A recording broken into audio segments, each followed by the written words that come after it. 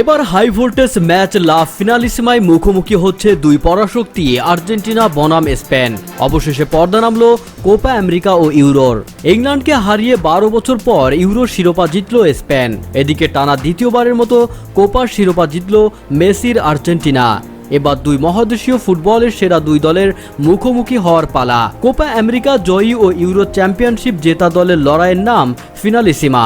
সেই লড়াইয়ে মুখোমুখি হবে আর্জেন্টিনা ও স্পেন।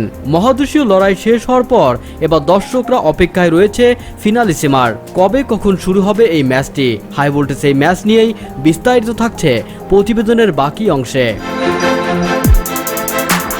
কনমেবল ও উয়েফা ইতিমধ্যেই এটা আয়োজনের সবুজ সংকেত প্রদান করেছে, তবে কবে আয়োজন করা হবে এই ম্যাচ সেটা নিয়ে নির্দিষ্ট তারিখ চূড়ান্ত হয়নি।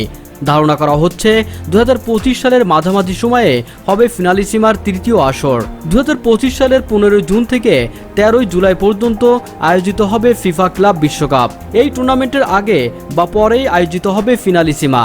যদিও তারিখের মতো ভেন্যু ঠিক হয়নি, ফিনালিসিমার গত আসর আয়োজন করেছিল ওয়েম্বলি, যেখানে কোপা চ্যাম্পিয়ন আর্জেন্টিনা 3-0 গোলে উড়িয়ে দিয়েছিল ইউরো চ্যাম্পিয়ন ইতালিকে।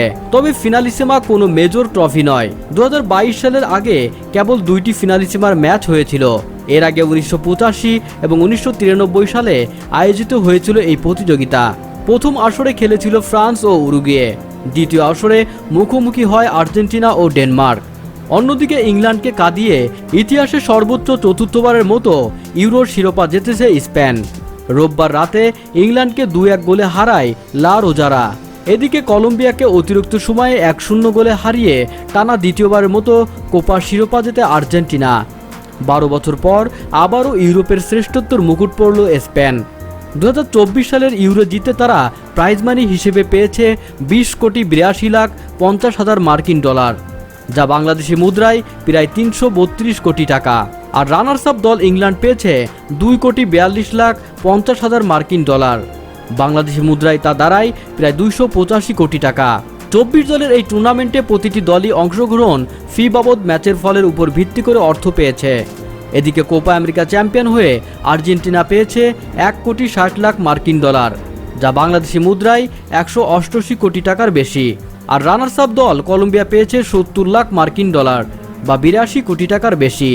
16 দলের এই টুর্নামেন্টে প্রাইজ মানি রাখা হয়েছে 7,20,00,000 মার্কিন ডলার। প্রতিটি দল অংশগ্রহণ ফি বাবদ ন্যূনতম 20 লাখ ডলার পেয়েছে। বন্ধুরা, এই ভিডিওতে আপনার কোনো মন্তব্য থাকলে নিচে কমেন্ট বক্সে লিখে পাঠান। ভিডিওটি দেখার জন্য ধন্যবাদ।